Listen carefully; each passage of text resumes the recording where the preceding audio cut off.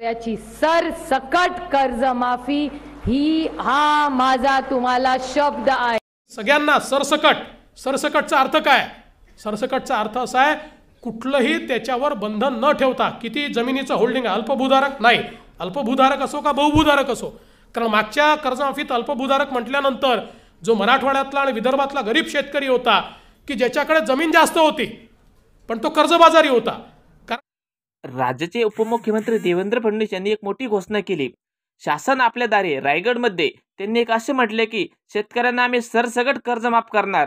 त्यांचे असे म्हणणे होते की सुप्रियाताई सुळे यांनी शिर्डीमध्ये सांगितलं की महाविकास आघाडीचं सरकार येईल आणि आमचा मुख्यमंत्री होईल, आम्ही शेतकऱ्यांना सरसकट कर्जमाफी करू। त्याच्यावर मित्रांनो यांनी सुद्धा असं सांगितलं की आम्ही पुन्हा सरसकट कर्जमाफी करणार, सुप्रियाताई यांचं सरकार येऊ देणार नाही, एक सुद्धा जागा येणार नाही, आम्ही शेतकऱ्यांना सरसकट कर्जमाफी देऊ। नेमके म्हटले का आपण सविस्तर माहिती समोर बघूया। कारण त्या ठिकाणी इरिगेशन नाही आहे, त्यामुळे 5 एकर 10 एकर शेती जरी असली तरी देखील त्याला त्या प्रमाणात काही पैसा मिळत नाही आणि म्हणून यावेळेस सरसकट अशा कुठल्याही अटी न टाकता आपण ही कर्जमाफी या ठिकाणी केली आणि आज त्याची सुरुवात ही आपण निश्चितपणे करतो। मला आज सांगितलं पाहिजे, खरं म्हणजे आज 10 लाख लोकांचा आपण आकडा ठरवला होता, पण काही कारणाने आम्हाला डेटा क्लिनिंगमध्ये 8.5 लाख लोकांचा आज डेटा आम्हाला तो क्लीन करता आला आणि त्याला आम्हाला ग्रीन लिस्टमध्ये टाकता आला। पण आज ही सुरुवात केली आहे, रोज या लिस्ट आता आम्ही तयार करू आणि रोज बँकांना त्या लिस्ट आम्ही पाठवू आणि याची पद्धती देखील विशेषतः माध्यमांना मी सांगतो, कारण पुन्हा आपल्याकडे कोणीतरी येईल, काहीतरी सांगेल, काहीतरी त्याची न्यूज होईल आणि म्हणून पुन्हा बँकांना सांगतो, आपल्या माध्यमांच्या माध्यमातून सगळ्यांना सांगतो याची पद्धती अशी आहे। आता ही जी लिस्ट आम्ही तयार केली आहे ही लिस्ट त्या बँकांना आम्ही पाठवू। आम्ही एक मोठं खातं उघडलेलं आहे, एक सिंगल खातं, ज्या खात्यामध्ये हे पैसे आम्ही ट्रान्सफर करतो आहोत। प्रत्येक बँकेमध्ये एक खातं आहे, त्या खात्यामध्ये या मेन खात्यातनं पैसे ट्रान्सफर होत आहेत आणि बँकांना आम्ही ऑथरायझेशन देतो आहे की ही जी लिस्ट आम्ही तुम्हाला दिलेली आहे या लिस्टप्रमाणे त्या खात्यात तेवढे पैसे तुम्हाला जमा करता येतील।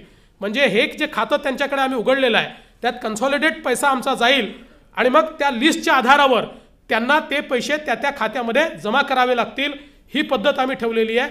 त्यामुळे याच्यामध्ये पूर्णपणे पारदर्शी पद्धतीनं हा सगळा व्यवहार आम्ही करतो। छत्रपती शिवाजी महाराज शेतकरी सन्मान योजना जाहीर केली आणि या योजनेच्या क्रियान्वयनाची सुरुवात आजच्या कार्यक्रमातनं आपण या ठिकाणी करतो। तर त्याने निगेटिव्ह ग्रोथ रेटमध्ये होतं, उणे विकास दर दाखवत होतं, दरवर्षी शेतीतलं उत्पन्न घटत होतं आणि शेतकरी हा सातत्याने अडचणीत येत होता। सत्तेमध्ये आल्यानंतर पहिला निर्णय जर आम्ही काही घेतला तर शेतीच्या क्षेत्राला मदत आणि पुनर्वसन इतक्यापुरतं मर्यादित ठेवायचं नाही। दुष्काळ पडला तर मदत करा, पाऊस पडला तर मदत करा, हे तर कर्तव्यच आहे। वरनं 63,000 कोटी म्हणजे 3 पट ही गुंतवणूक आपण वाढवली आणि अगदी त्यातली कॅपिटल गुंतवणूक आपण जर त्याचा विचार केला तर ती देखील इतक्या भरीव प्रमाणात ही आपण वाढवलेली आहे आणि त्यातनं मग जलयुक्त शिवारसारखी योजना असेल की ज्यातनं महाराष्ट्रातला बहुतांश भाग जो केवळ खरीपाचं पीक घेत होता आज तो रबीचं पीक घेऊ शकतो आहे। आज काही ठिकाणी 3 पिकं घेतली जात आहेत, ज्या ठिकाणी काही उगवत नव्हतं अशा ठिकाणी आज लोक फळबागा घेत आहेत आणि त्याचा परिणाम काय आहे तर त्याचा परिणाम असा आहे की आत्ता जे वर्ष संपलं त्या वर्षामध्ये आपल्या शेतीचा विकास दर जो उणे होता तो 12-12.5% अधिक झाला, तो पॉझिटिव्ह झाला आणि त्याला जर आपण पैशाच्या बाबतीमध्ये मोजायचं ठरवलं तर त्यातनं किती